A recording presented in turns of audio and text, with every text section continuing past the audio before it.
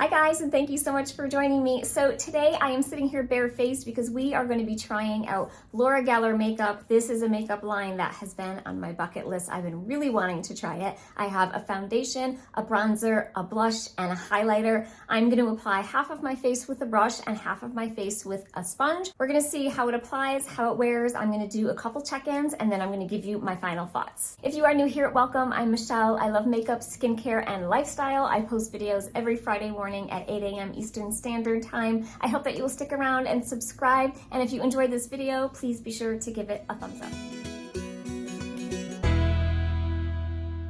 So the foundation that I'm applying today is the Timeless Skin Cream Compact. This is what it looks like. All of the lettering has worn off, which is kind of a bummer. It just wipes right off. But it's just a white plastic compact case. It is a cream foundation. This is how it comes. It has a little sponge, little vent holes underneath for your sponge to breathe. I have this in color medium 230, and it says to apply it with either a brush or a sponge. According to her website, this foundation is a creamy texture, light to medium coverage, demi-matte finish, non-drying, it's enriched with vitamin E, and it's long-wearing. It says that it is formulated with vitamin E, evening primrose oil for daily moisture, algae extract for added radiance and protection from age spots. It's free from talc, parabens, phthalates, mineral oil, sulfates, gluten, and it's cruelty-free. Let's just get started. I'm going to apply this side of my face with the sponge, and I'm going to do this side with a brush. This is just a regular beauty blender. I'm just going to go right in here. Let's just get in there and start applying this. Okay. If you're not familiar with LOREAL, she is a very well-known makeup artist. Her makeup line is really popular for mature women, even though anyone can wear it. The nice thing is in her advertising campaigns, she uses women over 40, which I absolutely love. I can really appreciate that. I applaud her for doing that. So a lot of women over 40 love her makeup, but like I said, anyone can use it. I've been really wanting to start using some of her makeup. People rave about it. There's, she has pretty much a cult following with her makeup. Okay, so this side is on with a sponge. Right now, I am not liking how it's going on. I don't know if you can see, I have all polka dot pores in here. I'm gonna see if I can blend that out. I'm gonna go ahead and do the other side with the brush and see if there's a difference. I'm gonna use my BK Beauty 101 foundation brush. Let's see if there's a difference going on with the brush versus the sponge. I've heard so many good things about her makeup. I'm gonna take a close-up look and just see in this mirror. I don't see much of a demi-matte. I still have quite a bit of shine to my face. I definitely liked the side that I applied the brush with a little bit better than the sponge, but looking at it now, I'm not seeing all of the polka dot pores that I had originally seen. I'm wondering if this is just one of those foundations that kind of need to warm up and then they blend into your skin. It feels nice. It's a tiny bit tacky, but it doesn't feel heavy or anything like that. It feels pretty lightweight, very skin-like. I do not consider this a medium coverage. It didn't even cover my red spots or this big vein I have running down my face. So I would say a light coverage, but let's just keep going and see what it looks like. I'm gonna go ahead and use the bronzer. This again is the medium, but this is their baked bronze. This is how it comes. Let me see if I can swatch this for you. That's the color, that's what it looks like. Let's just go ahead and apply this. And right now on her website, she's doing a 4th of July sale. It is a huge sale. It's up to 60% off and then an additional 10% off. I'll put all the information down below for you, and I'll put the code up here on the screen. So if you do love LOREAL and you're a huge fan, I highly recommend going to her website. When I purchased these, I certainly did not get 60% off. I wished I had. I like to go up into my hairline. I'm thinning up in here, so I like to just darken that a little bit. I feel like it lessens the hair loss. Do my nose. Okay, that's all I'm gonna do for bronzer. Now we're gonna go ahead and do blush.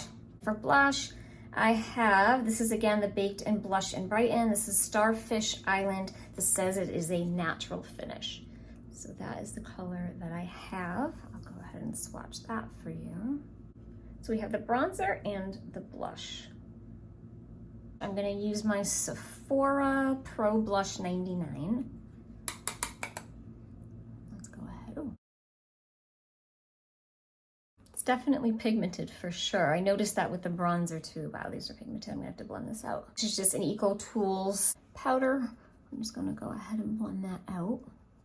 And I love blush, and I tend to go a little crazy with blush. But this is definitely pigmented for sure. All right, that's pretty. I'm really liking the color of the blush and the bronzer. It looks really nice. It doesn't have too much red. It doesn't have any orange to it. It's just like a nice suntan color. So that's nice. And then for highlighter, I have the Baked Original Highlighter in French Vanilla. Let's check this out. So that's the highlighter. So we have highlighter, bronzer, and blush. I've got a little Sigma High Cheekbone Highlighter brush. So I'm just gonna go ahead and put that here. I don't use highlighters very often, but this one just seemed really, really subtle. Not a whole lot of sheen.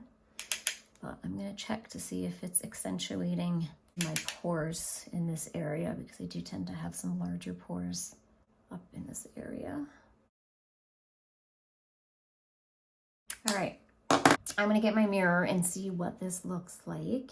The highlighter is pretty. I wouldn't say it's accentuating my pores, but it's definitely not doing anything to hide them, that's for sure. But I don't think any highlighter really hides your pores. I think we're lucky if they just don't accentuate that section or any wrinkles that we have. I'm debating if I should lightly powder it. I do look a little bit shiny, but I looked a little bit shiny when I started. Even though this says it's a demi matte, I don't think it really did much to tone down any of the shine that I had. I only had my skincare on and sunscreen. I didn't use a primer, but I'm not gonna go ahead and powder it. I'm gonna leave it for now, and then we're gonna check in a couple hours and we're gonna see how it looks. Hey guys, so I figured I would come outside and do my check-in. It's actually been almost 5 hours. So let's take a look in the indirect sunlight, just see how this is looking. And now I'm gonna go over to the direct sunlight right over here.